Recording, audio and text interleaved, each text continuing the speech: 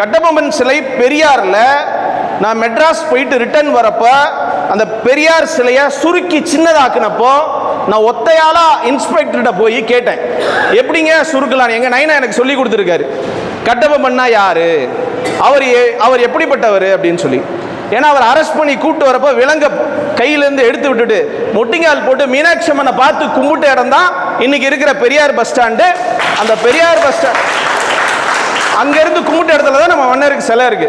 இதை சுருக்கலாமா, இந்த இடத்த குறைக்கலாமான்னு ஒரு நியாயமான கேள்வி கேட்டேன். என்னை சட்டையை எப்படி பிடிச்சி உள்ளே ஏற்றினார் அந்த இன்ஸ்பெக்டர், பயமுறுத்துறதுக்காக. என் வீடு காலவாசல், நான் நடந்தே போயிட்டேன் ரயில்வே ஸ்டேஷன் வந்து மெட்ராஸ். அதுக்கப்புறம் 10 நாள் கழிச்சு நாம் ஒரு அமைப்பு ஆரம்பித்து சவால் விடுக்கிற விதத்தில் யார் வந்தாலும் சரி நம்ம சமுதாயத்துக்காக பேசுகிற மாதிரி ஒரு அமைப்பை உருவாக்கணும்னு சொல்லி அந்த டயத்தில் உருவாக்கி, நல்லா தெரிஞ்சுக்கங்க, மதுரையில் இருக்கிற Periyar bus stand, railway station எல்லாமே நம்ம அக்கைய நாயக்கர்ன்ற நம்ம சமுதாயத்தை சேர்ந்தவர் 100 ஏக்கர் அரசாங்கத்துக்கு இலவசமாக கொடுக்குறார். அந்த இடத்துல தான் Madurai Periyar bus stand, railway station, complex bus stand எல்லாமே இருக்கு. ஆனா அங்க நம்ம மன்னர் சிலைக்கு 10க்கு 10 தான் வைக்கிறதுக்கு அனுமதி இருக்கு. யாரும் கேட்க முடியல. ராணிமங்கம்மாளுடைய அரண்மனை தான் இன்னைக்கு காந்தி மியூசியம், எல்லாருக்கும் தெரியும். அதே போல மன்னர் திருமலை நாயக்கர் அரண்மனையும் 40 ஏக்கரா இருந்தது, இன்னைக்கு சுருகி ஆக்கிரமிப்பு மலை சின்னதா இருக்கு. ஒட்டுமொத்த மதுரையினுடைய பொருளாதாரம், வருமானம், காசு, டூரிஸ்ட் எக்கானமிம்பாங்க ஆங்கிலத்தில், சுற்றுலா பொருளாதாரம் தான் மதுரையினுடைய வருமானமே. அப்ப ஒரு டூரிஸ்ட் மதுரைக்குள்ள வராருன்னா மீனாட்சி அம்மன் கோயிலுக்கு போறாரு. யாரு மீனாட்சி அம்மன் கோயில் எவ்வளவு பெருசா கட்டினது?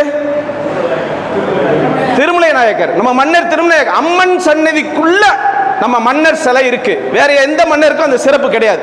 இதுவே என்ன உதாரணம்? 10க்கு 10 இருக்கக்கூடிய நம்ம மீனாட்சி அம்மன் கோயில உலக அதிசயத்துல 8வது இடத்துல கொண்டு போய் வச்சது மன்னர். ஃபர்ஸ்ட் அதை பார்க்க வரானா, ஹோட்டல்ல தங்குறானா, ஆட்டோல ஏறுறானா, சாப்பிட்றானா, ஊரை ஃபுல்லு சுத்தி பொருள் வாங்குறானா, மதுரைக்குள்ள வெளி மாவட்டம், மாநிலம், வெளி நாடுல இருந்து பணம் உள்ள புலங்கிறதுக்கான முதல் காரணம் நம்மளுடைய புராண சின்னமா இருக்கக்கூடிய மீனாட்சி அம்மன் கோயிலை உருவாக்குன மன்னர் திருமலை நாயக்கர் தான் காரணம். நான் பேசினேன். 2வதா ஒரு டூரிஸ்ட் காந்தி மியூசியம்னு சொல்லக்கூடிய ராணிமங்கம்மாள் அரண்மனைக்கு போறாரு. எல்லா மணிரத்னம் படத்திலையும் வரக்கூடிய திருமலை நாயக்கர் மஹாலுக்கு போறாரு, ஆலவர் கோயில் போறாரு, தப்பக்குளம் போறாரு. எல்லாமே எங்களுடைய புராண சின்னங்கள். மதுரை விமான நிலையத்துக்கு மன்னர் திருமலை நாயக்கர் பெயர் வைக்க வேண்டும் அப்படின்னு நான் கோரிக்கை வச்சேன். எல்லா சமுதாயத்தை சேர்ந்தவங்களும் இது சரின்னு ஏத்துக்கிட்டாங்க. அதன் தொடர்ச்சியா நிறைய விஷயங்கள் செஞ்சுக்கிட்டே வந்தோம். ஒரு சமயத்தில் அதிகபட்சமான வழக்குகள் என் மீது போடப்பட்டனால நான் வெளியே போயிட்டேன்னா ஒரு சூழ்நிலையில் அமெரிக்கா போக வேண்டியது இருந்துச்சு. நான் அமெரிக்கா போயிட்டேன். அதன் பின்னர் நிறைய காணொளி வரும் யூடியூப்ல.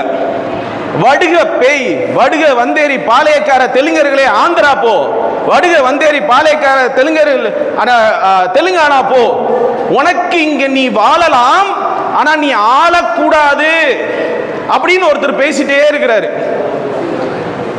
என்னடா அவர் இப்படி பேசிட்டே இருக்கிறாரு, கேட்க ஆள் இல்லையா தோணுச்சு. நம்ம வேலை வெட்டியை பார்த்துட்டு அமைதியா இருப்போம்.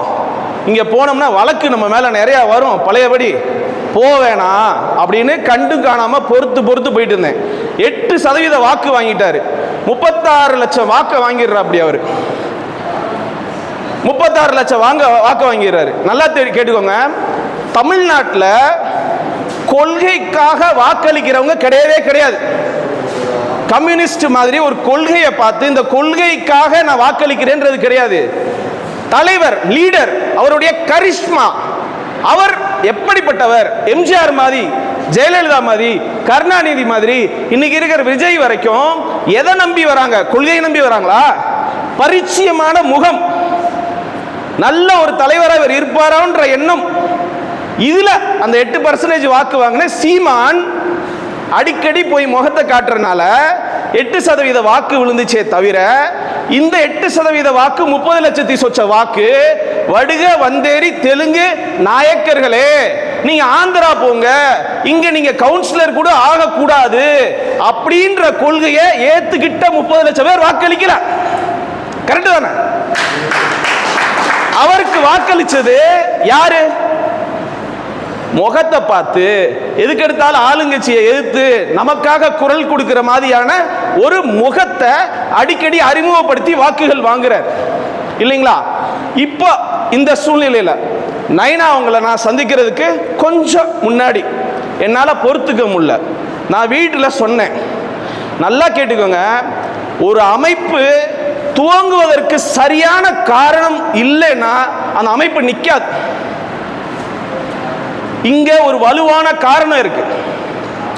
கீழே கான்கிரீட் நல்லா வலுவா போட்டிருந்தா மேல கட்டடம் சரியா கட்டலாம். நம்ம நைனாமார்கள் எல்லாரும் திமுக இருக்கிறாங்க, அண்ணா திமுக இருக்காங்க, பிஜேபி இருக்காங்க, மதிமுக இருக்காங்க, தேமுதிக இருக்காங்க, எதுல வேணா இருந்துக்கோங்க. ஆனா நமக்கு பொது எதிரி யார் தெரியுமா? இந்த சீமான். இதுல எனக்கு எந்த மாற்று கருத்து கிடையாது, பயமும் கிடையாது, அச்சமும் கிடையாது. நான் சமரசத்துக்கும் போக மாட்டேன். என்னுடைய யூடியூப் சேனலை நீங்க எல்லாரும் பார்த்திருக்க வாய்ப்பு இருக்கு. காவல்காரன் பிஎம் பாரத் மீடியா அப்படின்னு ஒரு யூடியூப் சேனல் ஆரம்பிச்சு தினந்தோறும் இந்த சாட்டை துரைமுருகன், சீமான் இவங்க போற இடங்கள்லாம் நம்ம மன்னரை தொப்பை நாயக்கர் கட்டபொம்மனை பத்தி தவறுதலா இத பேசுறத வாடிக்கையா வச்சுட்டு இருந்தாங்க.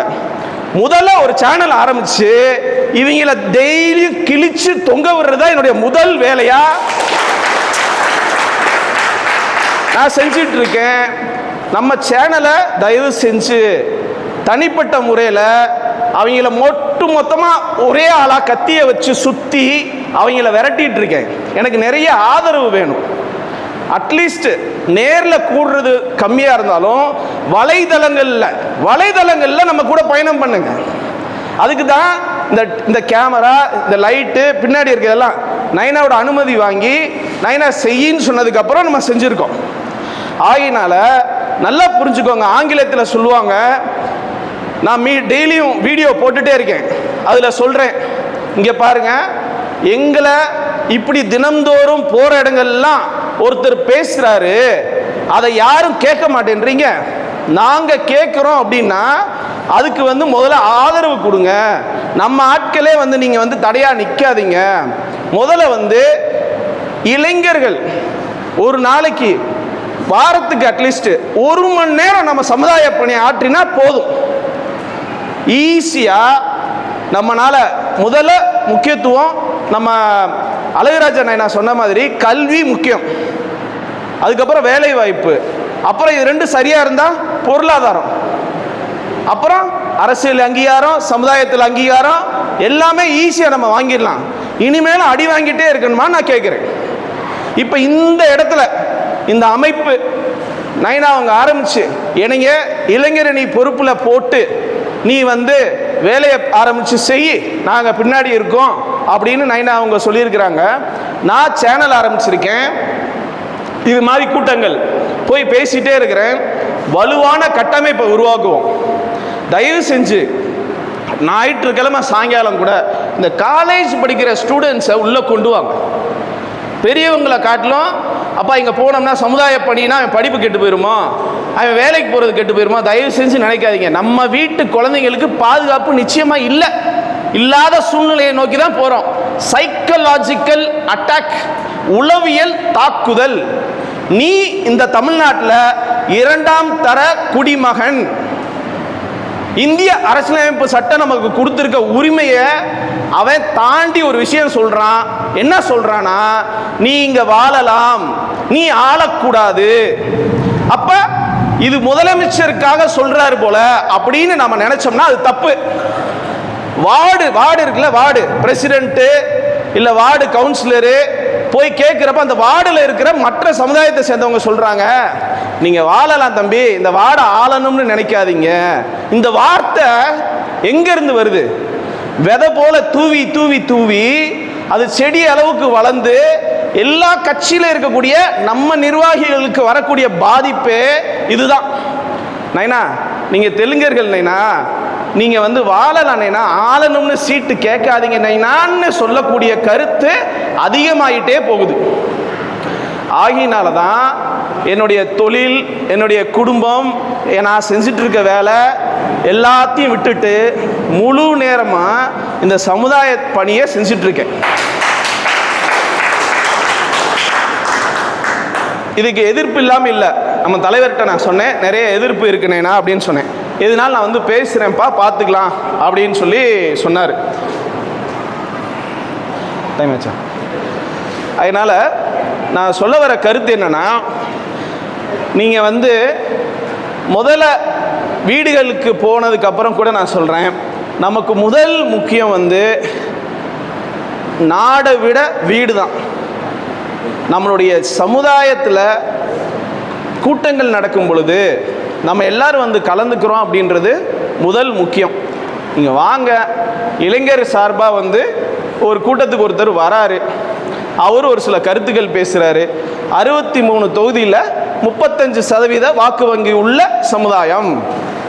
சீமான் 234 தொகுதியில் எம்எல்ஏக்கு ஆள் நிறுத்துறப்போ ஒரு மாற்று மொழி பேசக்கூடிய தெலுங்கரோ, கன்னடரோ, மலையாளியோ, சௌராஷ்டிராவோ இல்லை உருது பேசுகிறக்கூடிய இஸ்லாமியரோ யாருக்குமே எந்த சீட்டும் தரலைங்க. அடுத்து 40 பாராளுமன்ற சீட்லையும் ஒரு ஆள் கூட நம்ம ஆளுக்கு தரலைங்க. இப்போ நாம் 63 தொகுதியில் 35% மேலே இருக்கோம்ல, ஒரு 4 முனை போட்டி 5 முனை போட்டின்னு ஒரு எலெக்ஷனில் திமுக, அதிமுக, பாஜக, நாம் தமிழர், விஜய் அப்படின்னு ஒரு 5 முனை போட்டியெல்லாம் நடந்துச்சுன்னு வச்சுக்கோங்க, நம்ம ஓட்டு தான் வெற்றியை தீர்மானிக்கும் கிடையாது. 70,000 ஓட்டு ஒரு சில தொகுதிகளில் 30% வாக்கு, இதை சரியாக வாங்கினாலே ஜெயிச்சிடலாம்.